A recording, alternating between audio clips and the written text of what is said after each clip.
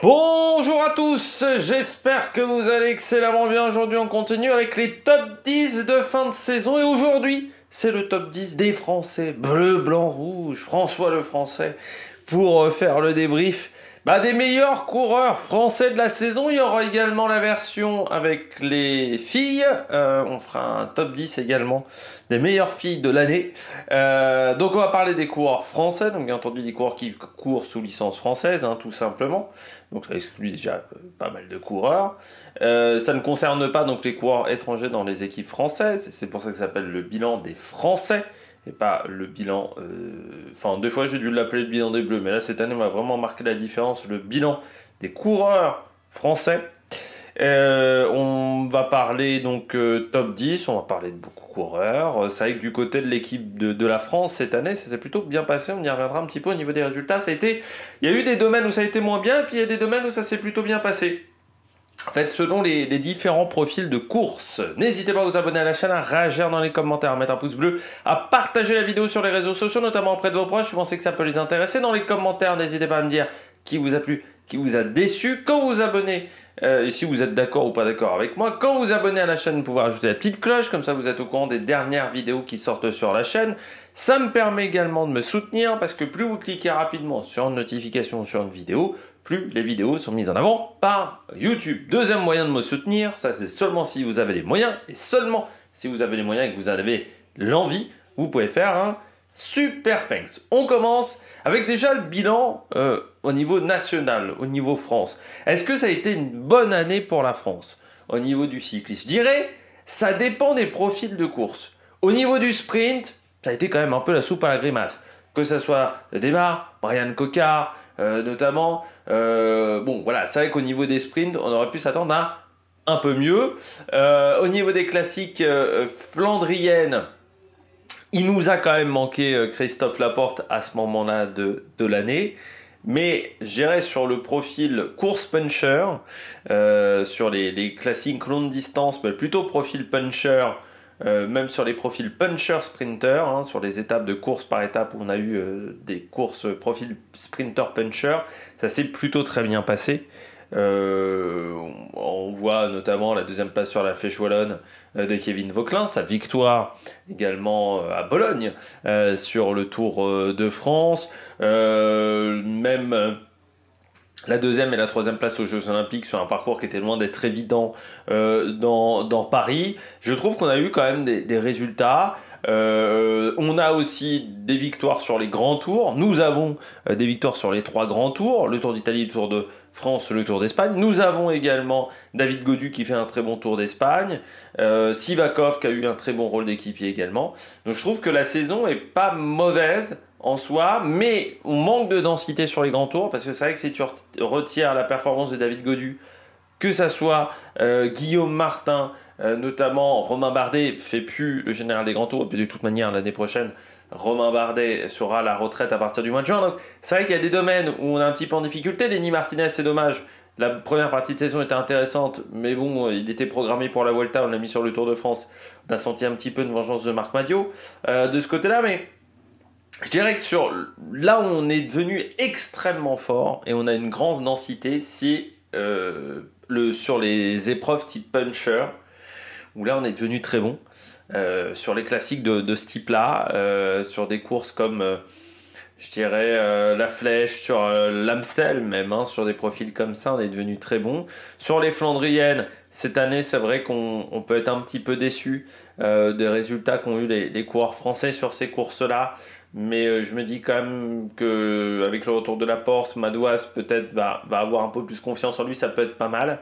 Et puis non, on a quand même une nation qui est pas mauvaise. Si on compare quand même à l'Italie, par exemple, si on compare à d'autres nations au niveau mondial, si on compare à l'Allemagne, par exemple, je trouve qu'on est quand même vraiment pas mal lotis en ce moment du côté de l'équipe de France. Alors oui, on n'a peut-être pas encore le futur Bernard Hinault, ça c'est clair et net. Mais bon, le cyclisme, c'est pas que le général des grands tours, ça se saurait. Donc dans d'autres domaines, on est vraiment pas mal. Bon, on commence tout de suite par le 10e de ce classement. Alors vous allez voir que dans le classement, il y a quand même pas mal de profils un peu puncher. Oui, il y a quand même pas mal de punchers dans ce classement et quasiment pas de sprinters. C'est aussi le reflet de cette année 2024 du côté du cyclisme français. Et on commence par un coureur qui a un profil il est difficile à classer. C'est Alex Baudin. Alex Baudin, coureur de la Décathlon, qui l'année prochaine sera chez EF. Pourquoi je dis que c'est un profil qui est assez dur à classer? Je dirais qu'il est quand même plutôt profil puncher. Enfin, plutôt sur ce style de course-là. Mais c'est pas un puncher avec une grande capacité de changement de rythme. Et normalement, c'est ça un puncher. C'est la capacité d'un coureur à changer de rythme, notamment dans des petites difficultés. C'est pas sa qualité première. Par contre, sur ces épreuves-là, sur les parcours vallonnés, c'est là où il est très fort. Alex Baudin, ça s'est vu notamment sur le Tour du Limousin, avec la victoire au classement général et cette grande performance lors de la deuxième étape de la course.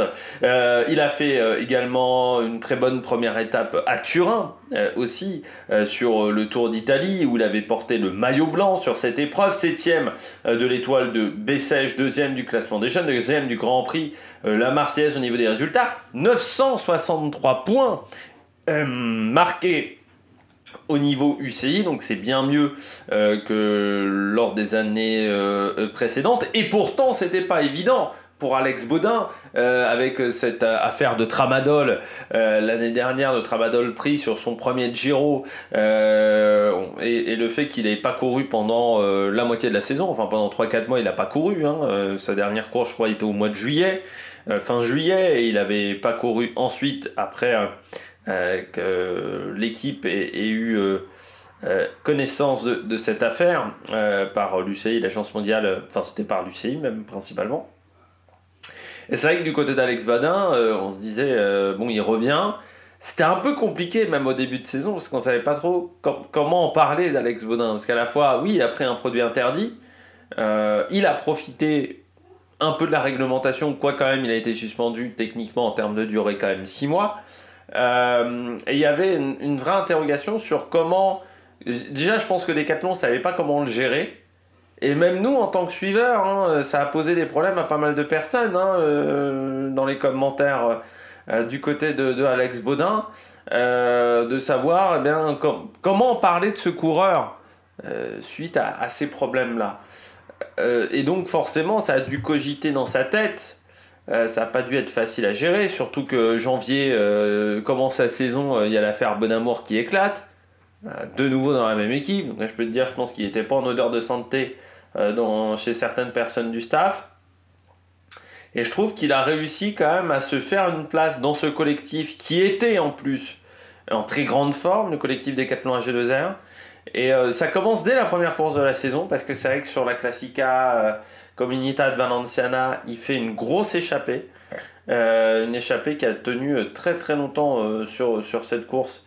Donc ça, ça montrait déjà que il était quand même pas mal en ce début de saison. Donc Tour de la communauté, Tour d'Andalousie et l'étoile de Bessèges se passe bien, avec en plus des belles performances sur les chronos. 12e du chrono d'Alès, 8e sur la seule étape qu'il y a eu en Tour d'Andalousie. Bon, après derrière ça se tasse un petit peu, mois de mars, même s'il y a une belle performance au Tour du Pays Basque avec une 10e place, mais un Tour du Pays Basque qui a quand même été bien décimé après la chute de l'étape de Leguzio. Et puis après, eh bien, il y a ce Tour d'Italie où il a été très performant en première semaine, sur les étapes notamment vallonnées et même au sanctuaire d'Europa, mais il n'a pas tenu sur la durée. C'est-à-dire que il y a eu cette deuxième semaine qui a été plus compliquée à gérer, parce que c'est vrai qu'il se retrouve maillot blanc presque par surprise, et ensuite derrière il faut réussir à enquiller quand tu perds ce maillot blanc, et je pense qu'en deuxième semaine il a eu un peu plus de mal. Par contre il finit bien, 19e notamment à Bassano del Grappa, ce qui lui permet quand même de finir 21e de la course pour un deuxième grand tour, en sachant que l'année dernière son grand tour n'avait pas été formidable. Et puis cette victoire sur le Tour du Limousin, 14e également de Québec, 3e du Great Tour of Ghanzi. Ça fait beaucoup de points marqués sur l'année au final par Alex Baudin. Alors oui, c'est pas un mec qui va te gagner les plus grandes courses de calendrier, Alex Bodin. Déjà parce que bon, il a quand même s'il a du talent, il y a meilleur que lui aujourd'hui, pour le moment. Mais ça reste, je trouve, un coureur qui a fait une belle progression depuis l'année dernière, dans des circonstances qui n'étaient pas faciles, où il fallait être très fort mentalement. Il s'est retrouvé également dans une situation pas évidente parce qu'il était sans contrat. Et je pense que beaucoup d'équipes françaises ne voulaient pas de lui. Il retrouve refuge chez EF. Pour moi, c'est un bon choix de la part de EF parce que je pense que certaines équipes vont s'en mordre les doigts de ne pas être allées sur Alex Bodin. Je pense que certaines équipes en fait lui reprochent qu'il n'ait pas été suspendu, mais en fait on lui reproche un problème de réglementation. C'est un truc qu'on devrait reprocher à l'UCI, pas à Alex Bodin. Si la réglementation est mal faite comme pour Nairo Quintana, c'est pas de la faute des coureurs, c'est de la faute de l'UCI. Donc on lui reproche un truc qui pour moi n'est pas vraiment de sa faute. Oui, il a pris du tramadol, ça c'est de sa faute. C'est un produit interdit, il en a subi les conséquences avec son déclassement du Giro. Mais après, lui reprocher de ne pas avoir été suspendu. Alors déjà, pour moi, il a été suspendu 6 mois de la part de Decathlon, mais lui reprocher de ne pas avoir été suspendu, si leur réglementation actuelle est mal faite aujourd'hui au niveau du tramadol, bon, ça va changer, hein, parce que maintenant c'est un produit interdit par l'Agence mondiale antidopage, c'est pas de la faute d'Alex Bodin. C'est de la faute, encore une fois, de l'UCI, de l'Agence mondiale antidopage. Et je trouve qu'on lui en met, certains lui ont mis quand même un petit peu plein la tête à cause de ça. Et je trouve que malgré tout ce contexte-là, pas extra sportif, mais qui était un petit peu en dehors quand même des courses de vélo, je trouve qu'il s'en est très bien sorti, ce qui était loin d'être évident du côté d'Alex Bodin.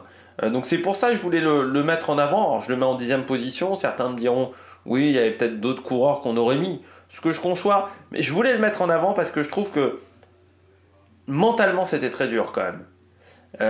Et qu'il aurait pu avoir une saison blanche, catastrophique, ce qui aurait pu être tout à fait normal. Et non, il a réussi à repartir avec le couteau entre les dents. Dès le début de saison, il est très fort. Alors bien aidé également par la dynamique positive autour de la Decathlon AG2R. Ça c'est clair et net, mais je trouve que ça fait partie des jeunes coureurs qui ont été très bons cette année chez Decathlon et on s'y attendait pas forcément en début d'année. C'est-à-dire que, est-ce qu'on aurait dit en début de saison, tiens, Alex Bodin, il va marquer 1000 points UCI? Je crois pas. Que Alex Bodin, il va réussir à avoir la victoire sur le Tour du Limousin et deuxième de la Coppa Bernocchi, bon, je suis pas sûr non plus. Que beaucoup auraient eu cette idée-là. C'est quand même un mec qui a fait donc podium sur une course par étape du World Tour et qui a fait top 10 sur une deuxième course par étape du World Tour. C'est quand même pas anodin aussi en termes de résultats. Donc moi j'ai bien aimé la saison d'Alex Bodin et on suivra ce qu'il sera en capacité de faire chez UF. C'est pas toujours facile d'aller chez UF, hein. C'est une équipe... Déjà, il faut se faire à Jonathan Vaughters, ce qui est déjà pas si facile que ça comme manager. Ouais, il faut s'adapter à un nouvel environnement. Carapace a mis un an quand même hein, avant qu'il soit performant. Donc voilà, il faudra faire attention de ce côté-là pour Alex Bodin. Mais je pense que il sera bien entouré. Et puis je pense qu'il aura des responsabilités chez UF parce que ça peut vraiment être un coureur intéressant pour le collectif de l'équipe américaine. Allez, on passe tout de suite au 9e coureur dans cette liste. 9e coureur, le seul sprinter, le seul sprinter de cette liste. Paul Magnier. Il était déjà dans les révélations de la saison dernière, Paul Magnier.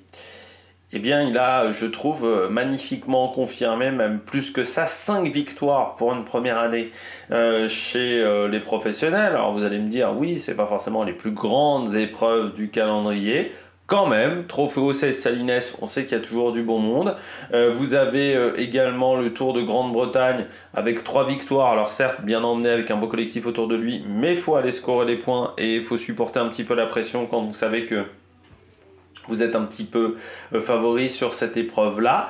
2e de la Bretagne classique, là aussi, derrière Marc Hirschi, qui était intouchable ce jour-là. 2e de 2 étapes du Tour de Slovaquie. Également vainqueur d'une étape et du classement de 2 étapes pardon, et du classement du meilleur sprinter sur le Baby Giro. Vainqueur également du classement de meilleur sprinter et d'une étape sur la course de la paix du côté de la Junior Cup. 2 fois deuxième d'une étape sur le circuit des Ardennes également. 15e de Liège-Bastogne-Liège U23. Et puis vainqueur donc, du Trofeo 16 Salines pour son premier jour de course chez les professionnels, ce qui arrive quand même pas si souvent que ça. Alors c'est dommage, sa saison s'est écourtée un petit peu trop tôt avec cette chute sur le Tour de Grande-Bretagne, parce qu'on aurait aimé voir ce que ça aurait pu donner peut-être sur quelques courses, notamment les championnats d'Europe par exemple, où ça aurait pu être un coureur très intéressant pour l'équipe de France. Mais je trouve que sa saison a été excellente, 5 victoires. Alors oui, certains diront Dely et Olaf Koy avaient fait mieux. Oui, alors après, ce sont aussi des super coureurs. Lui, il arrive en plus d'une structure comme Trinity, qui n'était pas forcément une très grosse structure, avec des moyens colossaux, parce que même l'équipe va s'arrêter en fin de saison. Mais je trouve il a été très bon, Paul Magnier. Il a vraiment réussi à passer de la catégorie, on va dire, junior, un peu espoir, en premières années espoir, à cette catégorie élite, ce qui n'est pas si évident que ça. Il m'a fait énormément penser à la saison d'Axel Laurence aussi, chez BNB Hotel. Pour ceux qui se souviennent, la dernière saison d'Axel Laurence chez BNB Hotel, où aussi il avait vraiment réussi à avoir pas mal de bons résultats, et notamment aussi une 2e place ou une 3e place sur la Bretagne classique, et où Axel Laurence, je crois qu'il avait fait 2e derrière Van Aert, et où Axel Laurence avait été très bon aussi sur l'Acro-Race, pour ceux qui se souviennent, où il avait réussi à faire des bons résultats. Et je trouve que c'est pas mal pour Paul Magnier. Ça va devenir le Frenchie préféré de Patrick Lefebvre. Il va remplacer dans les cœurs peut-être Julien Alaphilippe. J'espère qu'il n'aura pas le même traitement que Julien Alaphilippe sur les dernières années, mais au tout début de carrière de Julien Alaphilippe, ça se passait plutôt bien entre les deux. Après, on savait que c'était un coureur qui était talentueux, 3e des championnats d'Europe notamment. Espoir, c'était en 2023. Mais il fallait réussir à concrétiser, et je pense que cette victoire d'entrée sur un sprint comme ça au Trofeo 16 Salines, sur une course qui est pas si évidente que ça, je trouve que ça lui a fait beaucoup de bien. Derrière, en plus, il gagne sur le Tour de Man, un Tour de Man qui n'a pas été facile. Je trouve que la paire aussi qu'ils ont fait cette année chez Soudal Quick-Step avec Luke Lamperti, je trouve que c'est a bien marché entre les deux. Ça a été efficace et ça a plutôt très bien fonctionné quand les deux se sont retrouvés ensemble avec l'Américain, et c'est peut-être quelque chose que l'on verra un peu plus l'année prochaine, pardon. Et à 20 ans, première année chez les pros, non, il peut être très très satisfait de ce qu'il a fait et des résultats qu'il a obtenus. Dommage, c'est son Tour de Pologne, où je pense qu'on aurait pu s'attendre à peut-être un peu mieux, voilà, sur le Tour de Pologne, mais en fait mieux un peu sur le travail de poisson pilote. Je sais plus c'est sur quelle étape où j'avais vu où il n'avait pas été très bon sur le travail de poisson pilote, mais il permet quand même derrière à Tim Merlier de remporter, je crois, 1 ou 2 étapes. Mais il y a une étape où je me souviens d'avoir vu les 3-4 derniers kilomètres et m'être dit là il n'a pas été très bon ce jour-là en termes de placement, mais sinon il a été très bon. Et puis c'est rare à cet âge-là d'être aussi fort du côté du sprint. C'était encore on va dire une profession où on attendait quand même 1 an, 2 ans, 3 ans avant de vraiment réussir à exploiter son potentiel, à aller chercher les premières victoires. Et on voit que là aussi ça a évolué du côté du cyclisme, parce que Olaf Koy, Dely ont réussi à être performants d'entrée. Decker aussi avait réussi à faire ça, David Decker. Ensuite ça s'est un peu écrasé, mais c'était des styles de coureurs qui avaient un petit peu plus de mal à performer jeunes. Et là je trouve que à performer dès leur première année chez les pros. Et Paul Magnier, non, il a été extrêmement solide. Et surtout, moi, ce qui m'a impressionné, c'est cette capacité à passer les bosses aussi du côté de Paul Magnier. C'est pas qu'un sprinter, on va dire, classique, c'est un sprinter qui passe bien les bosses.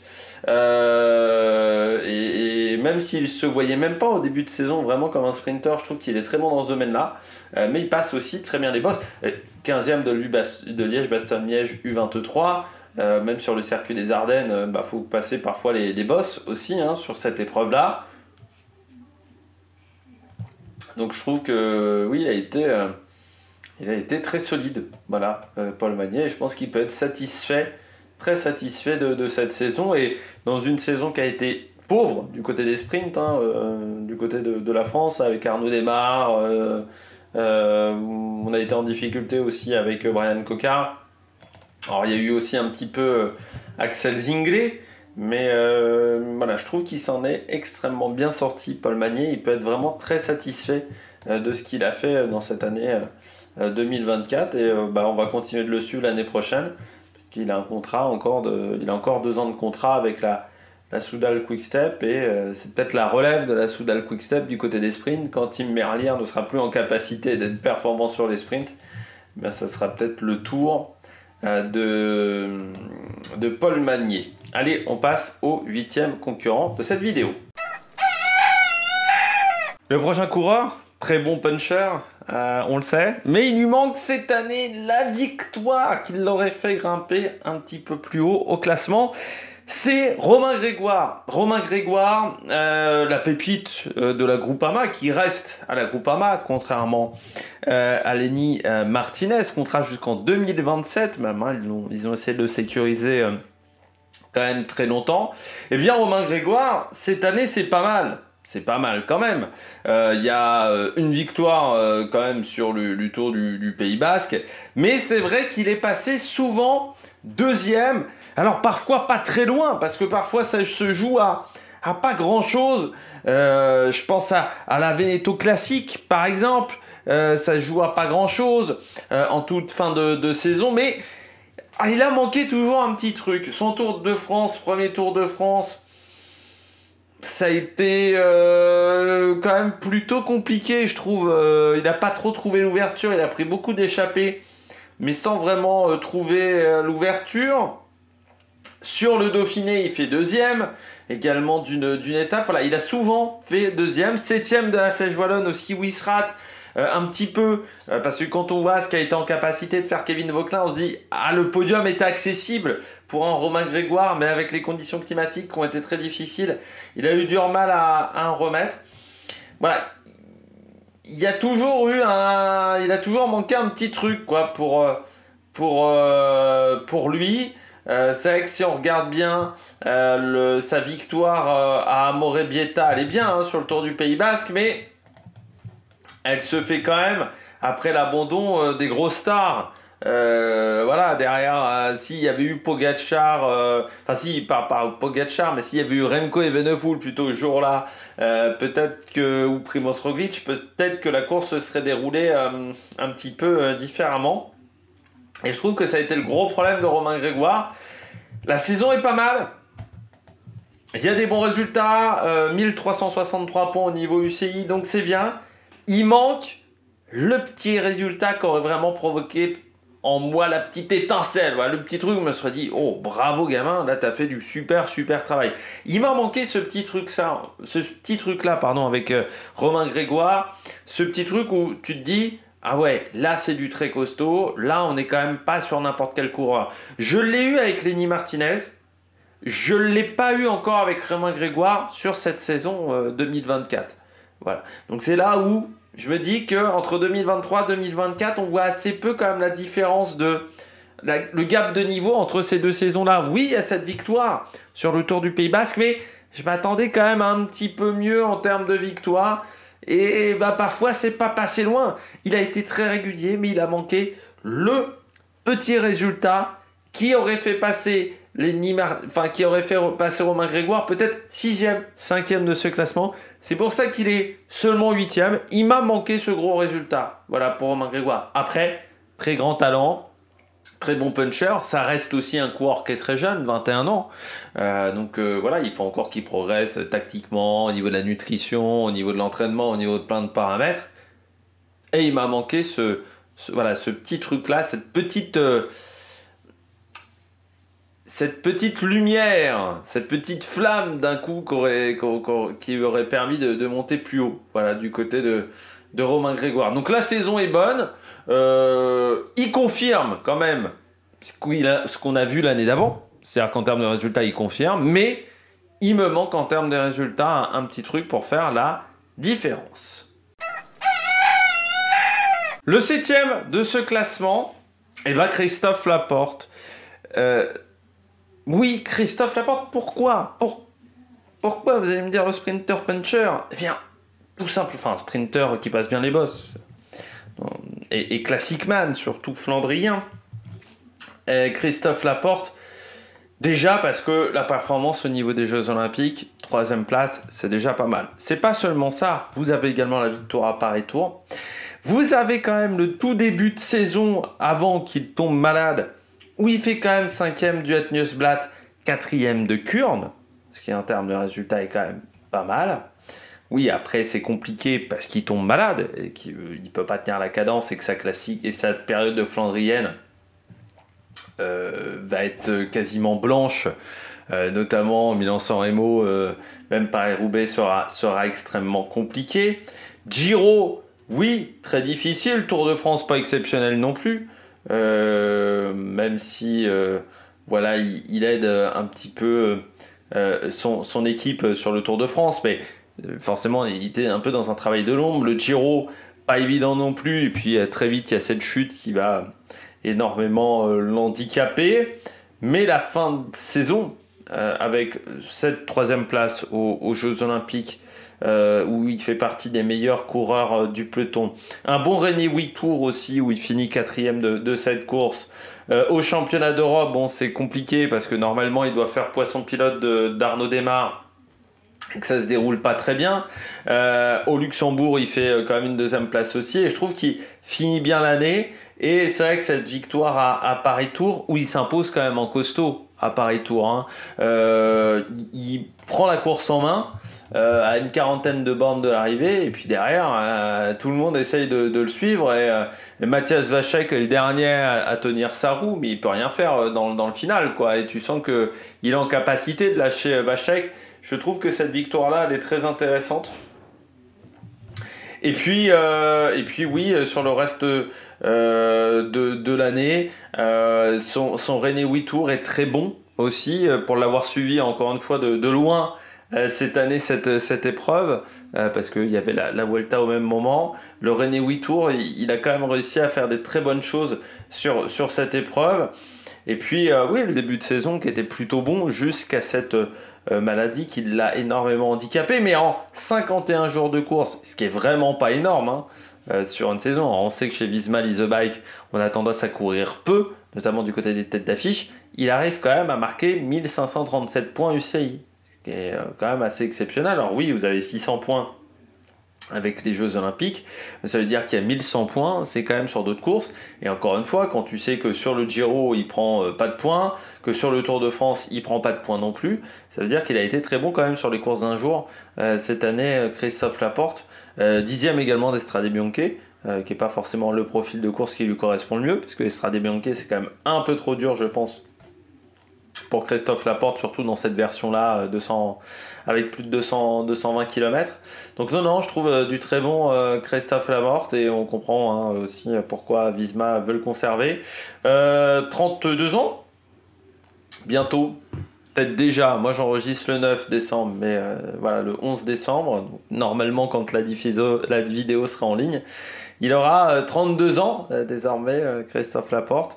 On espère que l'année prochaine, la saison se passera encore très bien. La saison se passera bien pour le Français, et surtout qu'il n'y aura pas de problème de chute, de problèmes médicaux pendant l'année. Voilà, du côté du coureur français, on passe tout de suite au concurrent numéro 6 de ce classement. Le numéro 6 de ce classement, certains aussi peut-être l'auraient mis un petit peu plus haut, peut-être d'autres un petit peu plus bas. C'est quand même un vainqueur d'étape sur le dernier Tour de France, 2e également de l'Étoile de Bessèges en remportant le contre-la-montre finale. Eh bien, on parle de Kevin Vauquelin, Kevin Vauquelin, saison intéressante, deuxième des championnats de France du contre-la-montre, vainqueur donc d'une étape sur le Tour de France, sixième du contre-la-montre de Gevrey-Chambertin. Il est également deuxième de la Flèche Wallonne, dixième de Tirreno Adriatico, huitième du Tour du Pays Basque également. Il termine donc deuxième de cette étoile de Bessèges, troisième du Grand Prix La Marseillaise. Pour moi, il a passé un cap cette année, sa victoire sur le Tour de France est très bonne. C'est l'un des rares coureurs qui a été très performant chez Arkea avec Mozzato. Je dirais, mais il y a quand même beaucoup de coureurs qui sont passés un petit peu à côté. Chez Arkea, BNB Hotel, ça n'a pas été son cas. Très bon puncher, ça c'est clair et net. Maintenant, en fait, le problème, c'est que pour moi, il veut pas concentrer tous ses efforts totalement sur ce type de course. C'est-à-dire que, en fait, le problème de Vauquelin, c'est peut-être le syndrome de certains coureurs français à qui on met la pression pour être le nouveau Bernard Hinault et pour gagner le Tour de France. Mais pour moi, il n'a pas un profil de coureur qui peut aller chercher le général d'un grand tour. Peut-être que je me trompe. Mais j'ai l'impression quand même qu'il a plus un profil véritablement de puncher et qui devrait se concentrer sur ces courses-là. Peut-être faire une croix sur le général des grands tours. Cette année, il a encore essayé sur le Tour de France au début. Ça ne le fait pas. Aujourd'hui, il n'est pas suffisamment bon en haute montagne. Ça déjà, je crois que c'est quand même un domaine où s'il veut aller chercher un grand tour, pour l'instant, il n'a pas les qualités en haute montagne pour le faire. Et je trouve que ça serait dommageable, vu les qualités de puncher qu'il a, et vu la pointe de vitesse également qu'il a, Kevin Vauquelin. C'est quand même un coureur qui a une pointe de vitesse assez exceptionnelle. On voit ses meilleurs résultats, c'est sur Tirreno, c'est sur le Tour du Pays Basque. Le Tour du Pays Basque, on ne va pas très haut en altitude, on n'est pas sur des montées extrêmement longue, c'est un peu différent sur Tirreno Adriatico, mais tu t'aperçois qu'au Monte Pretrano, bon, il ne prend que la 11e place et c'est quasiment la journée où il fait le moins bon classement dans les journées qui comptent pour le général, pardon. Pour moi, voilà, il a un profil qui est plutôt puncher et vraiment puncher. C'est vrai que sa performance sur la Flèche Wallonne est très bonne. Et encore, il rate une vitesse face à Stephen Williams parce qu'il avait les doigts un petit peu gelés par rapport au coureur britannique. Ça aurait peut-être pu changer la donne. Sa victoire sur le Tour de France en costaud à Bologne, parce qu'il y avait quand même du bon monde dans cette échappée de 12-13 coureurs. Et il arrive vraiment à écarter tout le monde de sa roue. Et à être bon aussi tactiquement, parce que certes il écarte tout le monde de sa roue, mais Quentin Paché était également très fort ce jour-là, sauf que lui il suit le coup qui part devant quand on est à 25-30 km de l'arrivée, le coup pour la victoire finale, et surtout il a l'audace de partir avec des coureurs qu'il sait qu'il peut battre. Et il n'a pas tremblé à ce moment-là, il n'a pas voulu les garder jusqu'au bout, voilà, il a voulu attaquer d'entrée. Je trouve qu'il a très bien couru ce jour-là. Il était fort, mais il y avait d'autres coureurs qui étaient forts. Je trouve qu'il a très bien senti ce mouvement de course-là, parce qu'il y va avec un petit temps de retard, mais ça ne lui a pas coûté préjudice, alors que Quentin Paché, quand il veut y aller, c'est trop tard. Lui, il a encore été dans le bon timing. Et après cette victoire sur le Tour de France, c'est dommage, parce que, voilà, encore une fois, les 6e à Gevrey-Chambertin, mais sur les étapes vraiment de haute montagne, tu sens qu'il est aujourd'hui pas en capacité de rivaliser avec les meilleurs. Donc, pour moi, il est plus puncher que grimpeur. Pour moi, c'est un vrai puncher. Voilà. Et pour moi, il doit se concentrer sur ce type de course-là, travailler spécifiquement sur ce type d'épreuve et pas vouloir essayer de jouer le général des grands tours. Je pense que beaucoup de coureurs ont fait cette erreur-là dans les années 2000, de vouloir à chaque fois jouer le général des grands tours en disant que c'était l'objectif parmi les Français et en ratant peut-être une carrière de puncher qui aurait pu être extrêmement solide. Ou une carrière sur les courses belges, par exemple, aussi, pour certains. Parce que Chavanel, au départ, il jouait le général des grandes courses. Parce qu'il fallait forcément qu'un Français gagne le Tour de France et qu'il y avait un peu ce côté, on est obnubilé par le Tour de France. C'est maintenant plus le cas et il ne faudrait pas que ça soit une erreur pour Kevin Vauquelin. Après, la grande question, c'est ce que va faire Kevin Vauquelin en 2026. Il a un contrat encore de 2 ans, encore d'un an, pardon, Kevin Vauquelin. Contrat qui s'arrête fin 2025. Est-ce qu'il continue avec Arkea ou est-ce qu'il décide de partir dans une autre structure en sachant que Arkea aura quand même des difficultés à se maintenir? Et ça peut être vraiment un coureur qui va être très courtisé l'année prochaine parce que ce profil-là peut intéresser de nombreuses équipes. Donc en sachant qu'en plus Arkea financièrement en ce moment ça va pas très fort, c'est peut-être un coureur enfin les qualités de ce coureur vont peut-être être très appréciées sur le marché. Et bah, il pourra faire monter les enchères, hein, Kevin Vauquelin. Mais ça voudra dire également une autre pression sur les épaules du côté du coureur français. Mais je trouve que son année est très bonne en termes de résultats. Pourquoi je ne le mets pas plus haut dans la hiérarchie? Parce qu'encore une fois, pour moi, il y a cette erreur de vouloir jouer sur les grandes courses, enfin sur les grandes courses par étapes, de vouloir jouer le général. Alors pour moi, il devrait se concentrer sur les étapes. C'est là où il est le meilleur. Est-ce qu'il lui aurait peut-être permis d'avoir un petit peu plus de résultats dans l'année? Voilà, c'est le seul truc qui me déçoit un petit peu. Mais c'est aussi la programmation de son équipe. Aujourd'hui, il faudrait qu'il joue vraiment que sur les classiques. Parce que pour moi, c'est sur ce profil-là où il peut être très dangereux. Très très dangereux même, Kevin Vauquelin. C'est sur ce type de course, ce type de format de course où il peut être extrêmement solide. 5e de ce classement. Une saison qui a été difficile à noter. Lenny Martinez. Certains l'auraient mis plus bas. Mais la programmation de la saison à partir du Tour de Romandie a quand même été extrêmement compliquée. Je pense que Marc Madiot a voulu se venger, ce qui est un petit peu triste. Mais c'est vrai que ça a voulu se venger où il y a eu une question de sponsor qui voulait avoir tous ses meilleurs éléments sur le Tour de France. Mais c'est vrai que Lenny Martinez n'était pas prêt pour le Tour de France du tout. On l'avait un petit peu compris dès le Tour de Suisse où il n'est pas au top de sa condition physique et tu sens qu'il est fatigué. Normalement, il devait faire la Vuelta. C'était ce qui était prévu en début de saison. Il se retrouve à faire le Tour de France. Pour moi, ça a été une grosse erreur. Son Tour de France a été extrêmement compliqué, bon, à part le contre-la-montre à Nice. Mais sur le reste de la saison, sur le reste de la course, pardon, ça a été extrêmement compliqué.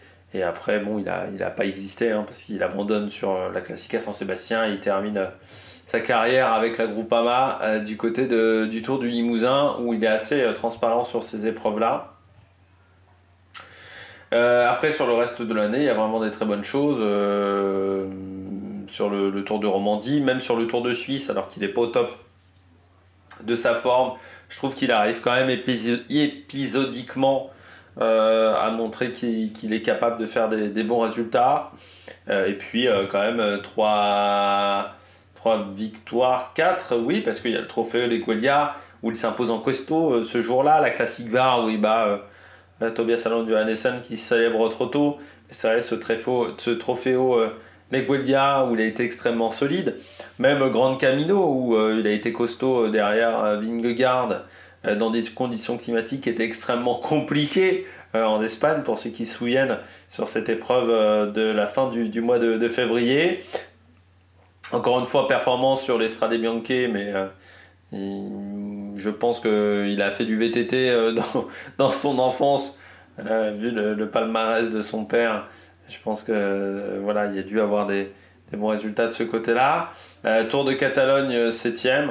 Bon, là aussi, c'est un résultat intéressant sur ces épreuves-là. Tu sais que c'est un coureur qui va avoir qui est en capacité d'obtenir des résultats sur les très grandes courses, et notamment sur les très grandes courses par étapes, parce qu'il a déjà une qualité. Pour un petit gabarit, il est très bon sur le contre-la-montre. Pour un pur grimpeur, il est très bon sur le contre-la-montre. C'est quand même un mec aussi qui a un peu de punch.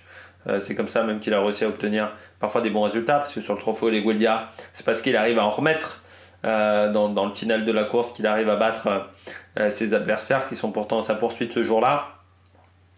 Donc on sait qu'il a un bon punch aussi, qu'il est capable de sortir pas mal de mecs de sa roue aussi. Ça a été le cas à Grand Besançon et autour du Doubs. Dommage d'aller chez Bahreïn pour moi. je persiste et je signe. Parce que je suis pas sûr que cette équipe lui apporte énormément. Je pense que c'est une équipe qui n'a pas forcément le collectif le plus solide pour l'entourer. Après, est-ce qu'il fallait rester chez Groupama? Je suis pas sûr non plus parce que pour moi, il fallait quitter Groupama parce que tu sens bien que Marc Madiot avait fait son choix, je pense, pour Romain Grégoire. Je suis pas sûr que. Puis en plus, il y aurait eu peut-être une guéguerre interne avec Godu, donc ça aurait peut-être pas été l'idée du siècle. Mais je pense qu'il y avait peut-être d'autres équipes. Par exemple, EF aurait pu être intéressant. Je pense à Israël aussi, pourquoi pas, qui aurait pu être intéressé, en sachant que Recitello est un petit peu limité dans ce registre-là, et tu sais qu'Israël a de grandes chances quand même de remonter en World Tour dans 1 an et demi, et puis tu sais qu'Israël en plus a des invitations World Tour donc, pour l'année prochaine. Donc j'aurais peut-être été plutôt sur des équipes comme ça, peut-être même Movistar, pourquoi pas. Qu'aurait pu être intéressé par Lenny Martinez, parce qu'il n'y a que Henrik Mas et c'est un peu trop faible. Enfin, c'est un peu trop faible de se contenter que d'Henrik Mas, on va dire, en montagne. Je trouve que Bahreïn, il y avait quand même Pello Bilbao et tu as Tiberi. Donc je trouve qu'il n'y a pas forcément un intérêt majeur pour cette équipe-là à miser sur Martinez. Et à l'inverse, pour Martinez, ça veut dire que tu as de la concurrence. En plus, Tiberi est jeune. Certes, Pello Bilbao est un petit peu plus âgé, mais Tiberi est jeune. Et je trouve que souvent, ces coureurs-là se retrouvent quand même un petit peu seuls également. Bon, Tiberi avec Caruso, mais tu vois que c'est pas l'équipe la plus solide en termes de collectif. Donc j'aurais peut-être été dans une autre formation du côté de Lenny Martinez. Et en plus, bon, oui, il y a aussi le côté image. Après, j'ai quand même des doutes sur le côté, est-ce qu'il est bien entouré, Lenny Martinez? C'est un peu des questions que je me pose. En termes d'entourage, pas forcément des parents, hein. Je pense aux agents, au genre de choses. Il y a peut-être c'est peut-être pas le mec le mieux entouré, et ce choix de carrière chez Bahreïn me semble plus motivé par le chèque que par le sportif, ce qui je trouvais est un petit peu dommageable du côté de Lenny Martinez. Mais après, la saison est bonne. Bon, dommage, voilà, cette programmation de saison, tu as l'impression que c'est une vengeance de Marc Madiot, et la dernière partie de saison elle est catastrophique, mais encore une fois, parce que c'était absolument pas prévu que ça se déroule de cette manière-là. Et avec un jeune coureur, je pense que c'est une grave erreur. Déjà, c'est une grave erreur avec un coureur habituellement de lui faire changer son programme, on va dire un peu de manière importante en cours de saison. Je suis pas sûr que Skiel Moseux, s'il avait fait le Tour de France à la place de la Vuelta, il aurait eu des bons résultats. Et si surtout tu le préviens une semaine avant, même pas une semaine avant, parce que c'était genre 3-4 jours avant le départ. Donc je pense que ça a été une grossière erreur, à la fois de la part de Groupama, pardon, et à la fois de la part de Martinez et de l'entourage de Martinez qui aurait dû bloquer, qui aurait dû lui dire non, ne participe pas à cette course. Ce n'est pas une bonne idée, ce n'est pas une bonne chose de faire son premier Tour de France de cette manière, surtout quand en plus tu as des attentes parce que tu as déjà eu des résultats dans les années précédentes et dans les mois précédents le Tour de France, des attentes aussi parce qu'on savait que du côté des Français sur ce Tour de France, au niveau du général, ça allait être compliqué, et aussi des attentes par rapport au patronyme Nîmes Martinez, qui est forcément très connu dans le monde du cyclisme. Donc c'est dommage, voilà, cette dernière partie de saison, ce qui fait que mon classement est un petit peu plus bas peut-être que si la saison s'était arrêtée au mois de mai. Mais voilà, je prends la globalité de la saison, et c'est vrai que c'est dommage du côté de Lenny Martinez, parce qu'on finit pas sur une très très bonne note en termes de résultats sur la fin de saison. On poursuit du côté des coureurs français de la saison, et on passe à David Gaudu, le bon coureur de cette Vuelta, le bon coureur français de cette Vuelta 2024, avec cette victoire d'étape, notamment du côté de David Gaudu, mais surtout cette 6e place au général, qui change tout à sa saison. Parce que ça reste sur la première partie. ça avait été un petit peu compliqué. Alors oui, il y avait eu cette victoire dans le tour du Jura. C'était une victoire, même ça faisait depuis très longtemps qu'il n'avait pas gagné, mais à part ses résultats en Coupe de France, sinon pour le reste c'était compliqué, hein, Paris-Nice, où il n'était absolument pas dans le coup sur cette course-là, où il avait vraiment souffert, notamment lors de l'étape du Mont Broudy, où ça avait été plutôt compliqué. Jamais dans le bon tempo. Une classique du Var où Lenny Martinez lui avait piqué un petit peu la vedette. Un Grand Camino où là aussi Lenny Martinez lui avait piqué la vedette, où il avait eu quand même du mal à obtenir des grands résultats, notamment sur l'étape de Thuy où il était passé à côté. Un Tour du Pays Basque où lui il abandonne avant la chute, où il n'est pas aussi dans le bon tempo. Il y a ce Tour du Jura assez classique, Grand Besançon. Bon, sur les classiques ardennaises, là encore ça ne se passe pas très bien, avec un abandon sur la Flèche Wallonne sous la neige et une 43e place seulement sur Liège-Bastogne-Liège. Tour de Romandie, où là encore il passe à côté, 14e seulement du général, et sur un Tour de Romandie, c'est vraiment pas exceptionnel. Tour de France et Dauphiné, où sur le Dauphiné, bon, il est moins en galère qu'en 2023, mais c'est quand même loin d'être exceptionnel. Tour de France où il tente dans les échappées, mais c'est très compliqué même de tomber dans la bonne échappée, puis il passe complètement à côté de sa course, j'ai envie de dire, comme une grande partie de la Groupama FDJ. Et puis vient cette Vuelta un mois après le Tour de France, un petit mois après le Tour de France, et là, au fur et à mesure de la course, il va progresser dans la hiérarchie et les jambes vont s'améliorer. Le début de course, je dirais qu'il est timide, il est aux alentours de la 10e, 11e place. Voilà, il est en bordure du top 10. Et puis il va y avoir l'étape de Grenade, où il va progresser. Puis au fur et à mesure, ça va aller de mieux en mieux, avec un dernier week-end très réussi. Il n'y avait pas de victoire sur la Volta, c'était une 2e place à l'Alto de Moncavillo et 7e au Picon Blanco, avec également une 10e place au Coutu Negru. Donc il a vraiment progressé au fur et à mesure de la course, qui lui a fait beaucoup de bien. J'ai envie de dire, c'est pas la première fois que la Vuelta lui fait beaucoup de bien, parce que quand il avait fait 8e en 2020, ça avait déjà été très intéressant pour lui après en termes de confiance sur le Tour de France. Derrière, il enchaîne avec 7 victoires sur la dernière étape du Tour du Luxembourg, où il s'impose vraiment en costaud dans le final, où il part vraiment en coureur solide, et personne n'arrive à revenir sur lui, et personne n'arrive à tenir sa route dans le groupe d'une dizaine de coureurs. Je crois non, c'était pas une dizaine de coureurs, je crois que c'était plutôt 4-5 coureurs qui avaient réussi à s'échapper avec lui. 9e quand même du Tour de Lombardie, ce qui doit être peut-être même son meilleur résultat sur une grande classique comme ça, World Tour, parmi les monuments. Non, j'avais oublié qu'il avait fait 3e. Oui, j'avais oublié sa 3e place à Liège. Dis donc, bah oui. 3e place à Liège, non. Mais ça reste son meilleur résultat depuis la 7e place au Tour de Lombardie. Donc un top 10 sur cette course-là.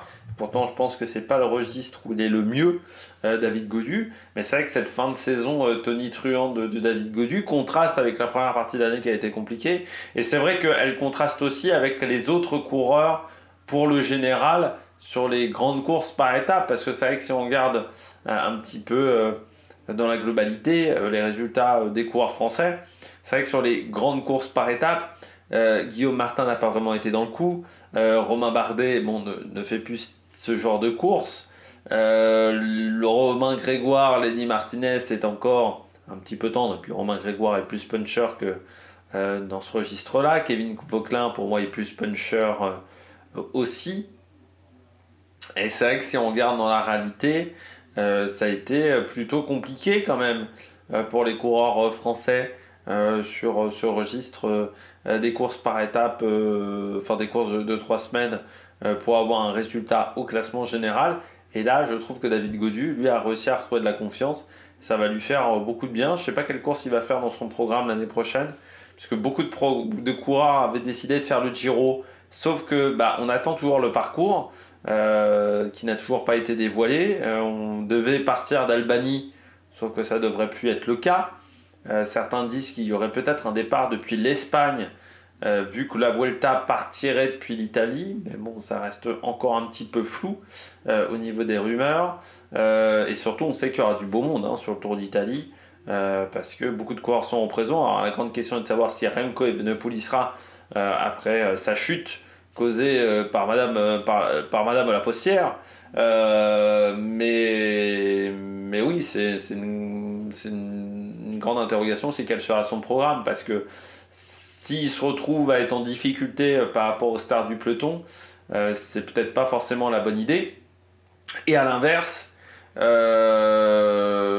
s'il arrive à suivre le rythme des meilleurs du peloton, ça peut être pas mal aussi en termes de confiance, ça peut encore lui faire passer un cap. Donc c'est une grande réflexion de savoir sur quelle course le mettre, quel calendrier mettre en place du côté de David Gaudu.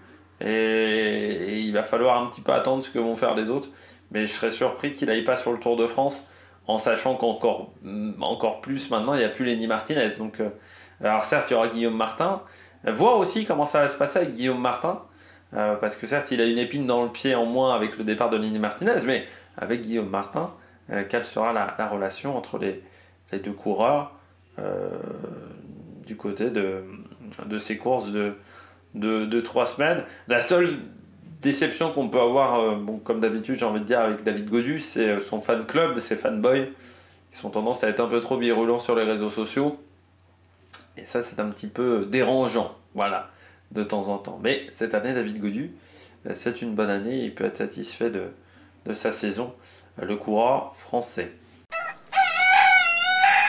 Deuxième coureur par étape, équipier de Tadej Pogačar, Pavel Sivakov. Oui, parce que Pavel Sivakov a été un équipier important de Tadej Pogačar. C'est le dernier à avoir pu suivre sa roue au championnat du monde, et il faut le rappeler. 9e de la Vuelta, dans un contexte qui était quand même un petit peu particulier, parce qu'au départ c'était Almeida qui était le leader, et il s'est retrouvé à avoir une sorte de leadership, mais pas vraiment. Vous savez pas trop qui était le leader chez UAE. C'était un peu ça le problème, mais il arrive à bien finir, notamment avec cette 3e place au Coutu Negru, bon, même s'il est battu notamment par Castrillo ce jour-là. Mais je trouve qu'en termes d'équipier, il a été très bon pendant toute l'année, notamment sur le Tour de France où il a fait un très bon travail pour aider Pogačar. Vainqueur également d'une étape sur le Tour des Abruzzes en tout début de saison. Ce qui est fort avec Sivakov, c'est que ça s'est tout de suite bien passé avec Pogačar. C'est-à-dire que le relationnel, j'ai l'impression, a tout de suite été très bon entre les deux. Je pense que c'était un choix de Tadej Pogačar d'essayer de faire venir Pavel Sivakov dans sa formation, et ça s'est tout de suite, enfin il y a tout de suite eu un bon relationnel. Alors on savait, Pavel Sivakov connaît les grosses structures, il connaissait Ineos, mais ça montre peut-être que chez Ineos ça se passait déjà pas bien l'année dernière, parce que entre les résultats qu'il a eu chez Ineos et les résultats qu'il a eu chez UAE, je trouve que ça fait partie des meilleures saisons de Pavel Sivakov depuis qu'il est dans le cyclisme.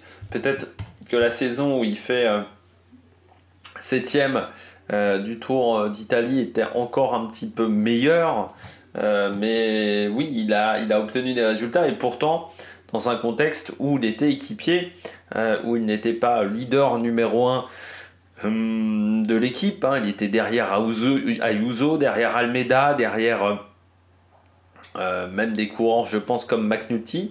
Mais je trouve qu'au fur et à mesure de l'année, il a réussi à s'imposer, et au fur et à mesure de l'année, il a progressé dans la hiérarchie pas mal, et notamment son Tour de France a été très important, le Tour d'Espagne aussi, qui pour moi est un Tour d'Espagne réussi pour Pavel Sivakov. Bien entendu, sa performance au championnat du monde, mais c'est aussi un mec qui arrive quand même à finir 5e du Great Tour of Ghanzi en toute fin de saison, alors que tu sentais que chez UAE il était un petit peu sur les rotules, et surtout que UAE avait pas forcément mis une grosse équipe autour de lui. Et ça s'est bien passé, voilà, pour Pavel Sivakov. Je trouve qu'il a démontré qu'il était l'un des meilleurs coureurs français aujourd'hui du peloton. Et il a très bien réussi à quitter Sky et à passer d'Ineos du giron Ineos au giron UAE. Ce qui est, alors, ce qui est pas toujours. En fait, changer d'équipe, c'est pas toujours facile. Je trouve qu'il a bien réussi à le faire. Après, Adam Yates avait réussi à s'en sortir. Mais Adam Yates était resté moins longtemps chez Ineos aussi. Là, Sivakov, il était chez Ineos Sky depuis 2018. Donc voilà, il est resté pendant une grande période dans cette structure-là. Donc parfois vous avez aux habitudes, il y a aussi des manières de fonctionner. Sky pendant très longtemps ne marchait pas du tout de la même manière que les autres équipes. Donc c'est vrai que pour Pavel Sivakov, c'était pas forcément facile de passer d'une formation à une autre. Et je trouve qu'il s'en est extrêmement bien sorti et qu'il peut être totalement satisfait de sa saison pour un coureur qui avait commencé dans l'équipe de développement de la BMC. L'équipe de développement de la DMC où il y avait notamment Pascal Encorn dans cette formation. Il y avait Bas Tietema qui est désormais patron de l'équipe Unibet, ou encore Nathan Van Donk et Bram Welton en 2016. Et l'année d'après, qui était la dernière année de la structure, il y avait Pierre Barbier, Marc Hirschi et puis un certain Jasper Philipson également. Et puis, et puis Tanguy Turgis, pas Anthony. Il y avait Tanguy Turgis, voilà, dans cette structure-là.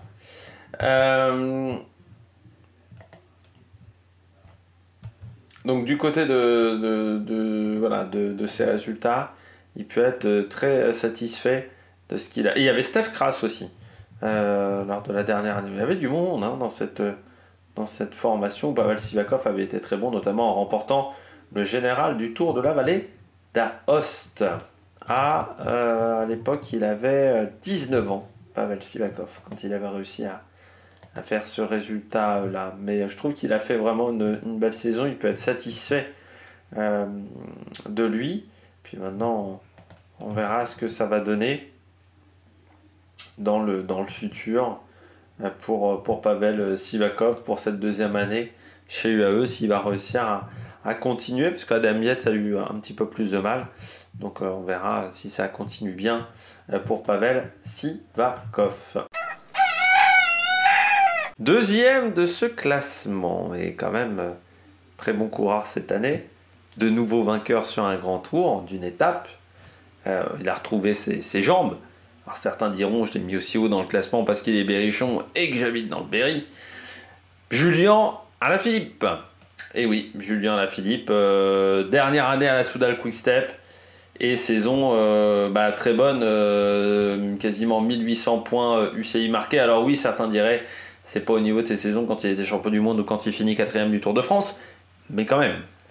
C'est depuis longtemps qu'on n'avait pas vu Julien Alaphilippe à ce niveau-là. Les 2 dernières années avaient été très compliquées. Et là, on a vu du grand Julien Alaphilippe, notamment meilleur baroudeur du Tour d'Italie avec cette victoire d'étape à Fano, mais deuxième également à Polano Terme, battu par un coureur de la Movistar.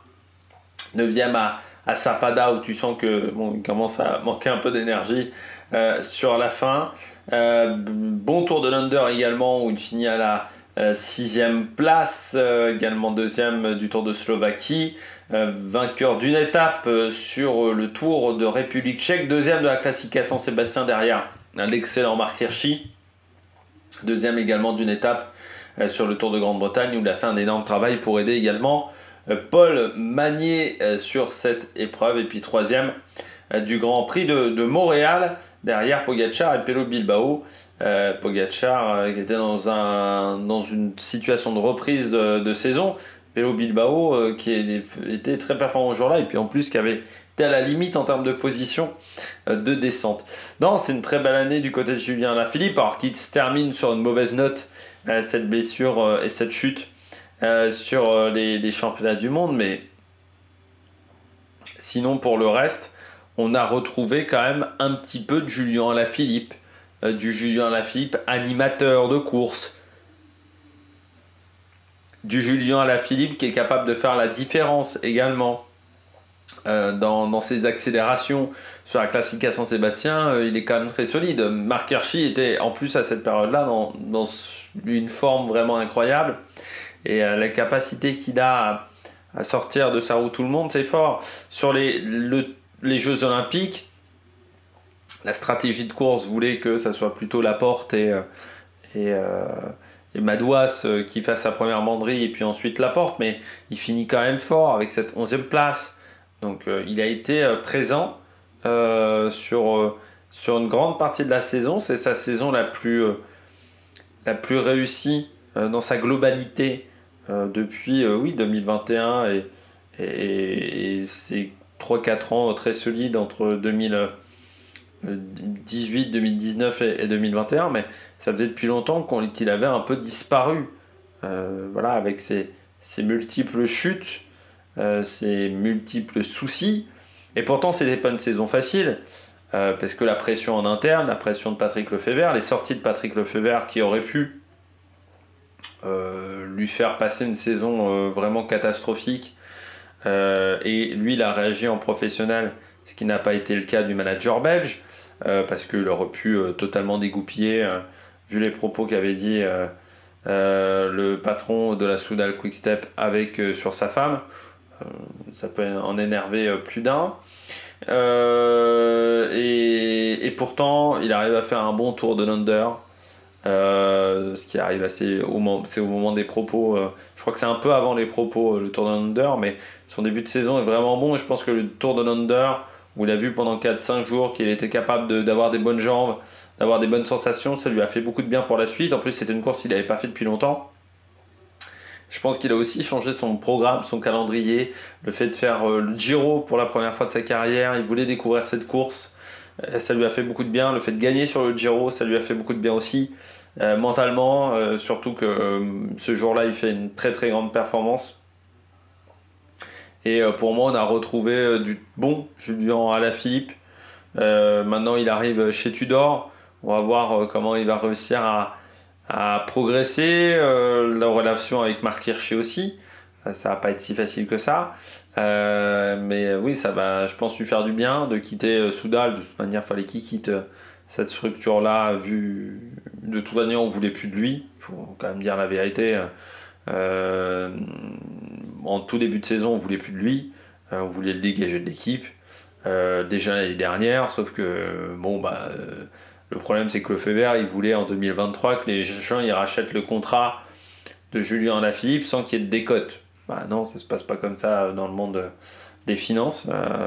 Quand on sait que tu veux vendre, que tu as dit à tout le monde que tu voulais vendre, forcément il faut accepter qu'il y ait une décote derrière. Il voulait pas accepter de décote, Patrick Lefebvre.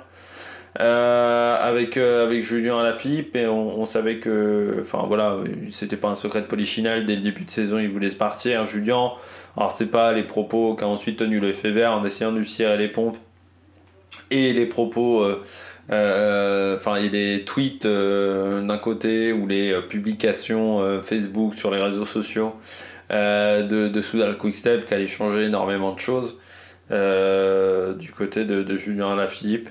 Je trouve quand même que la fin est plutôt réussie avec l'équipe en termes de relationnel. Après, cette fin cette fin de première partie de carrière pour Julien Alaphilippe, parce que ce départ de la Soudal Quick-Step, ça marque quand même la fin d'une grande première partie de carrière qu'il aura passé dans cette équipe, où il faut le rappeler aussi, personne ne voulait de lui au départ à cause de ses problèmes de genoux. Il avait été pas mal blessé dans ses jeunes années, et que Patrick Lefebvre a su flairer le bon filon avec Julien, et il rentre dans une autre partie de sa carrière à 32 ans.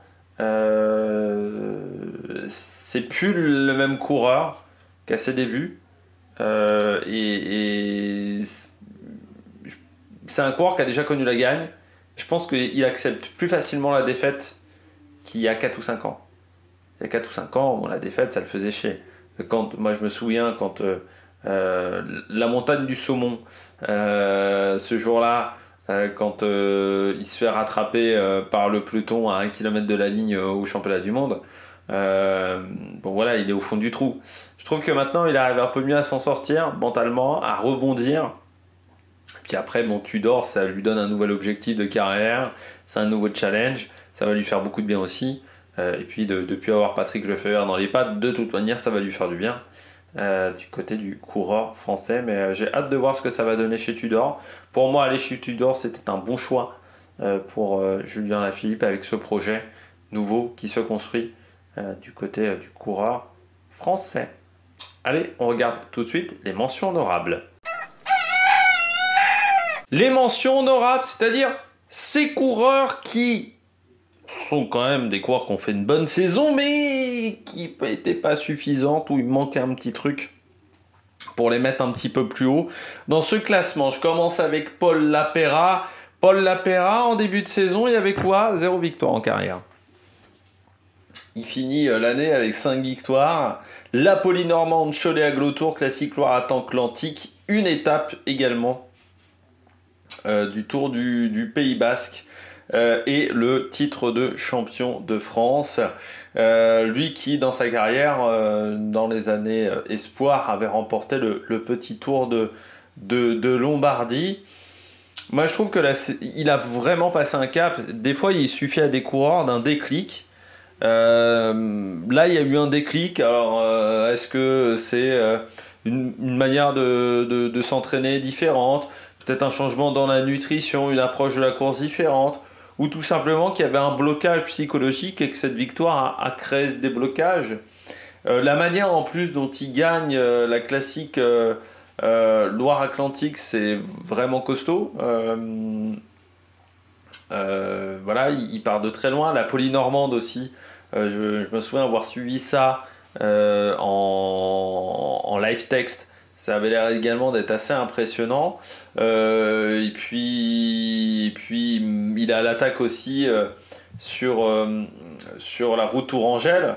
Bon, ça marche pas sur la route Tourangelle, mais c'est quand même l'un des animateurs de la journée aussi à ce moment-là. Sa victoire sur le Tour du Pays Basque, il y a une maîtrise en plus avec son équipe qui est très intéressante. C'est un coureur, encore une fois, qui n'avait pas de victoire chez les pros en début de saison, qu'en gagne 5 à 24 ans. Comme je dis toujours, tout le monde n'est pas Remco Evenepoel. Parfois, il y a certains coureurs qui ont besoin un petit peu plus de temps pour avoir de la maturité, pour progresser dans leur carrière. C'est ce qui manquait peut-être à Paul Lapéra, un peu de maturité. Mais c'est vraiment surprenant ce déclic qu'il y a eu cette année. Alors pourquoi je n'ai pas mis dans le top 10? J'ai hésité, vraiment, Paul Lapéra. Dans les premiers prototypes de classement, il a été à des moments à la 10e place. Vous savez alors, comment je prépare un top 10? Je réfléchis, j'essaye de me remémorer les meilleurs moments de l'année, voilà, les moments importants.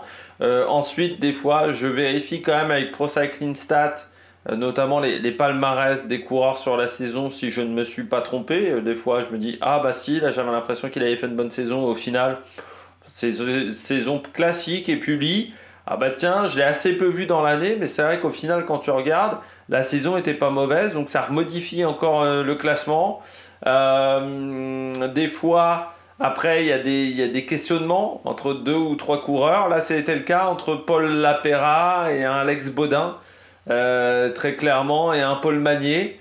Je voulais quand même qu'il y ait un coureur sprinter dans le classement, et je trouve que Paul Magnier est plus jeune, donc ça a joué. Et puis Alex Baudin, je voulais en parler. Donc voilà, forcément, ça a joué un petit peu. Le fait qu'il y ait, on va dire, qu'une seule victoire en World Tour a peut-être compté. Mais voilà, il m'en manquait un petit truc pour Paul Lapéra, mais vraiment, il était à la porte il est 11e. Voilà, vous voyez, dans le classement, s'il fallait faire un classement, il était 11e. Il manquait pas grand-chose. Mais oui, c'est un coureur qui a bien progressé cette année. Et j'ai bien aimé sa saison. Voilà, Paul Lapéra. Donc j'attends de voir l'année prochaine sur des courses peut-être plus importantes encore. Vraiment ce qu'il est capable de faire. Mais moi j'ai trouvé sa 4e place par exemple sur la 5e place par contre sur l'Amstel très intéressante. Parce qu'en fait il remporte le sprint du peloton au jour-là, Paul Lapéra. Et il a été très bon mars-avril. Il a été extrêmement solide. Et même 3e de la Coppa Agostini. Ouais, non, il a été ultra solide cette année. Dommage son Tour de France, qui est peut-être un petit peu moins bien en termes de résultats. C'était son 3e grand tour en carrière. C'est vrai qu'on l'a au final vu seulement que dans une échappée avec ce maillot de champion de France. Mais je dirais qu'à part son Tour de France, sinon il y a, voilà, il y a pas grand-chose à jeter sur sa saison où il a réussi à être performant pendant toute l'année en plus, qui était pas forcément facile. Axel Zingler, vous remarquerez qu'il n'y a pas de Cofidis dans ce classement. Axel Zingler, je sais pas. Vraiment, je me suis posé la question.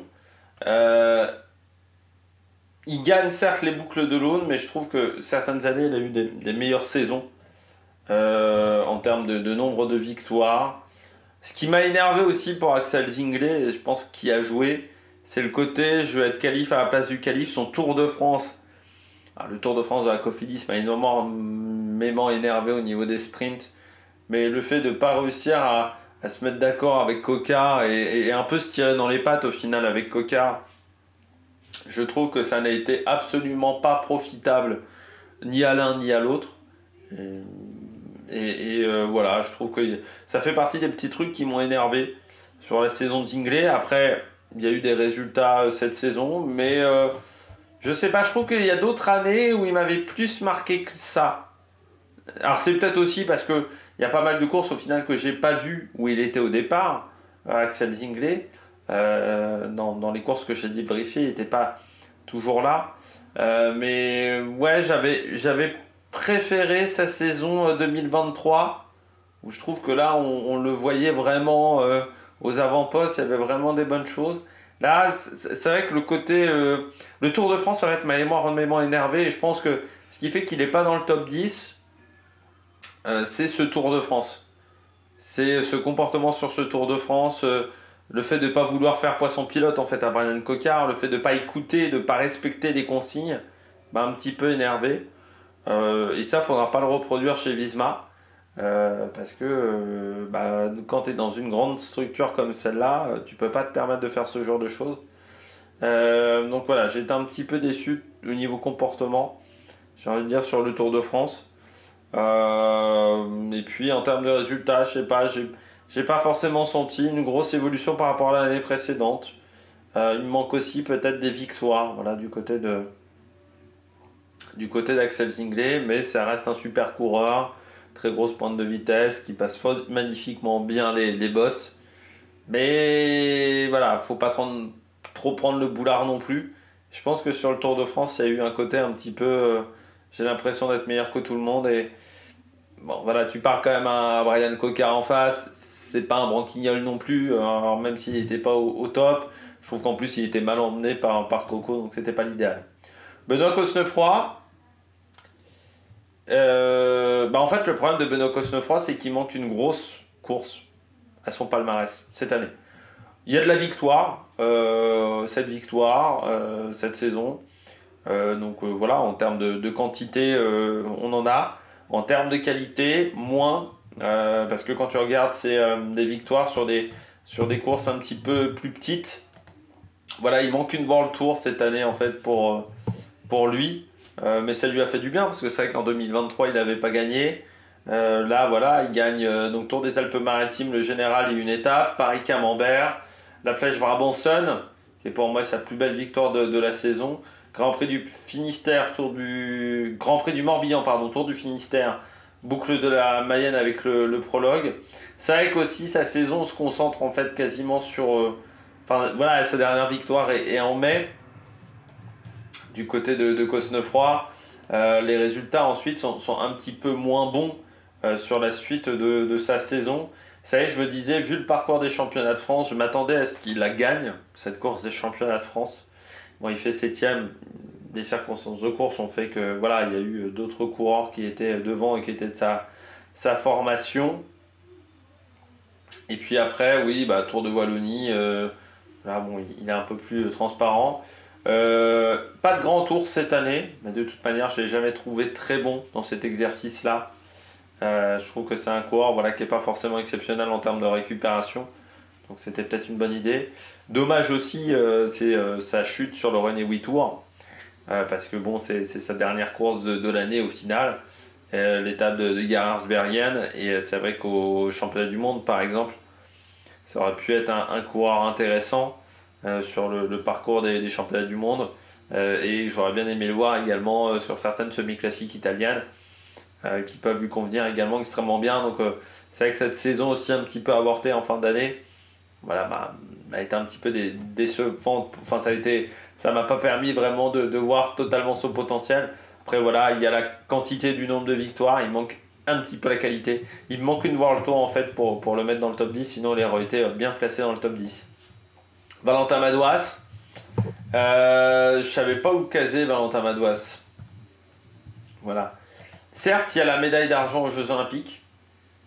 Ça, c'est fantastique. Médaille d'argent aux Jeux Olympiques. Mais après, bon, sur les classiques flandriennes, je trouve qu'il a été un peu transparent.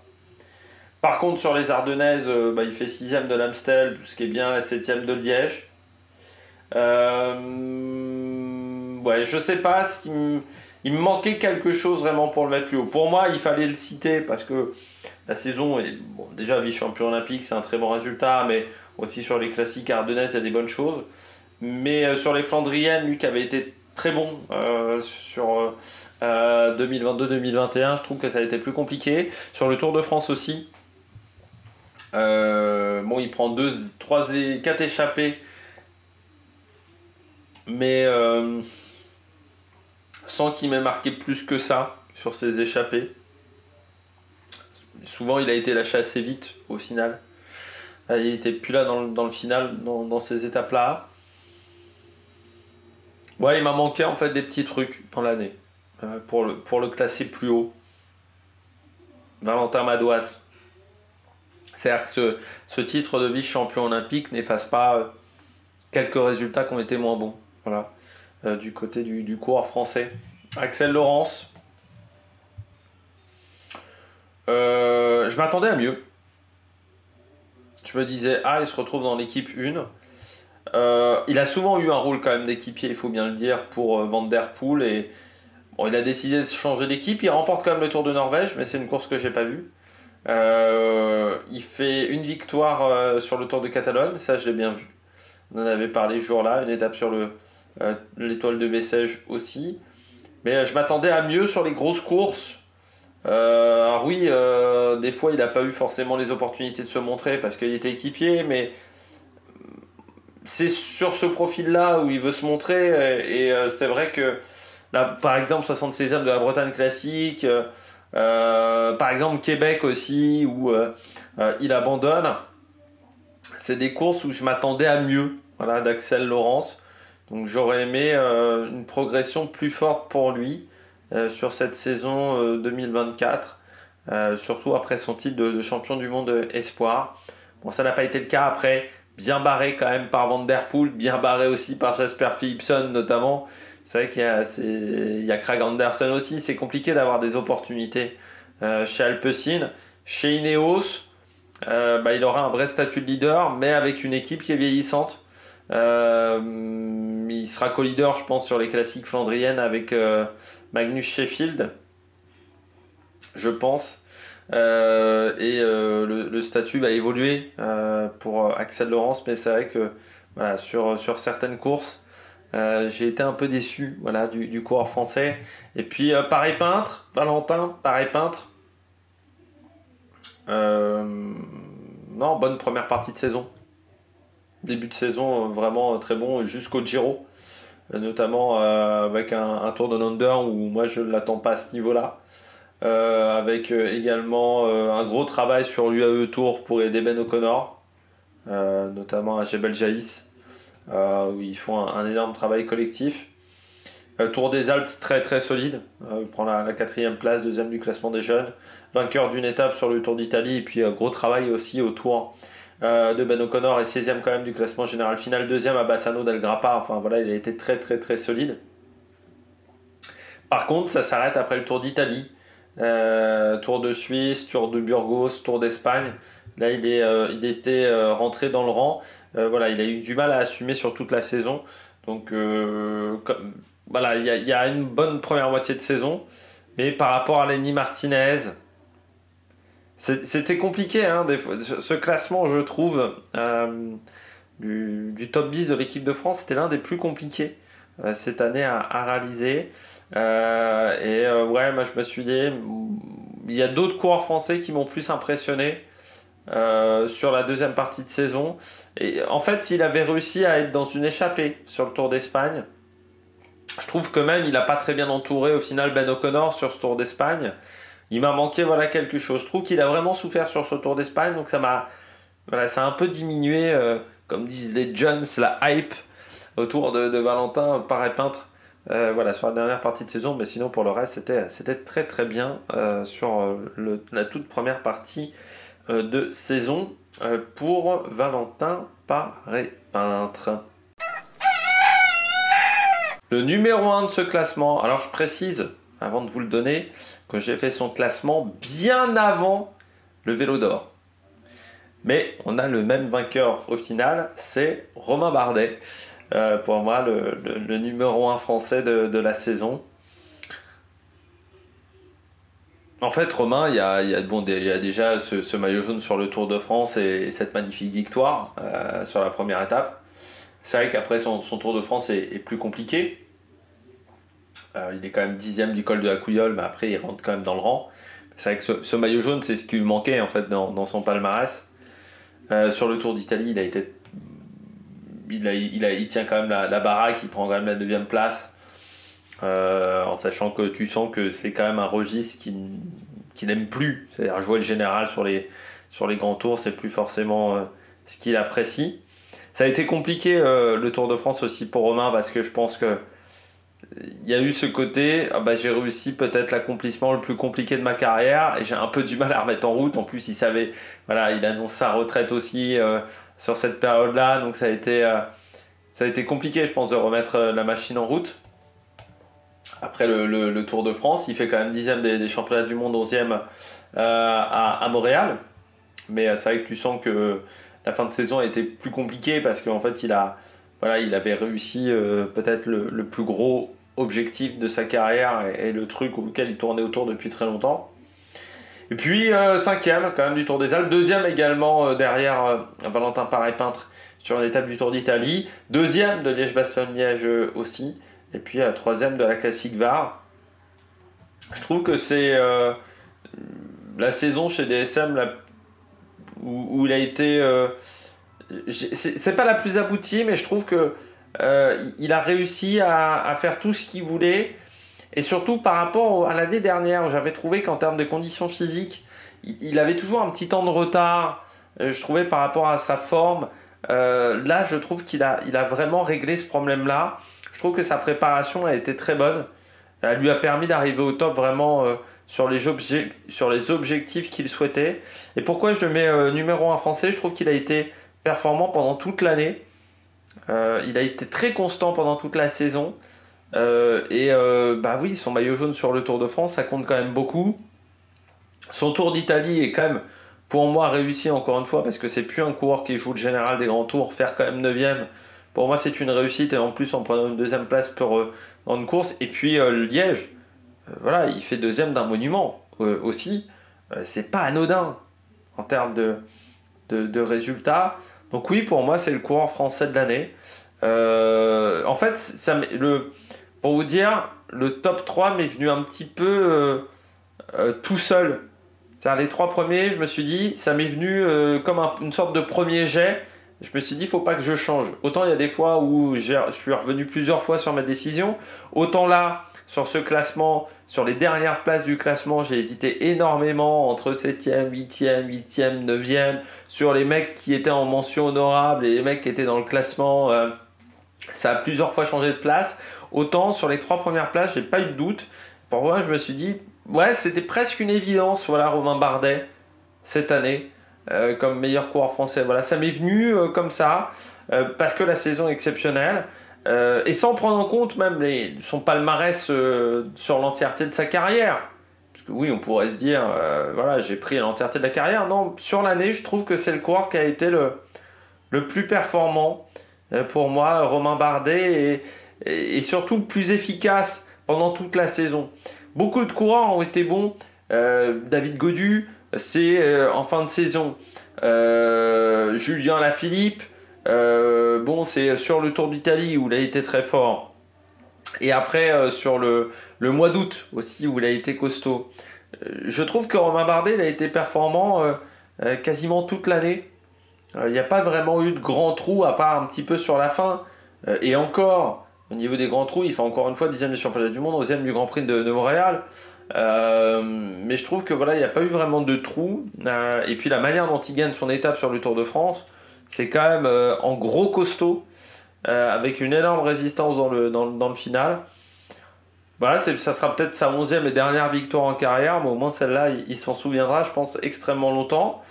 Bon, il reste 6 mois de carrière en 2025, avant une fin de carrière après le Dauphiné, normalement. Ben, on verra ce que ça donnera avec la DSM sur ces 6 derniers mois de carrière et sur cette fin, donc sur le Dauphiné pour Romain Bardet, qui finira sa carrière donc à 34 ans, parce qu'il a 34 ans, vraiment 34 ans et un mois. Voilà, il est né le 9 novembre. Là, on est le 9 décembre au moment où j'enregistre, donc voilà. Il a un peu plus de 1 an, un peu plus de 34 ans, pardon, et un mois.